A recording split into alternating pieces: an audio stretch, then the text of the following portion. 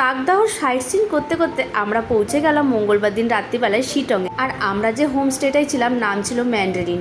তো দেখো এটা হচ্ছে গিয়ে আমাদের রুম। প্রতিটা রুমই ছিল বিশাল বড় বড়, আর সাইডের দেয়ালগুলো ছিল কাঠের। দারুণ লাগছিল কিন্তু দেখতে, ভিতরটা খুব গরম।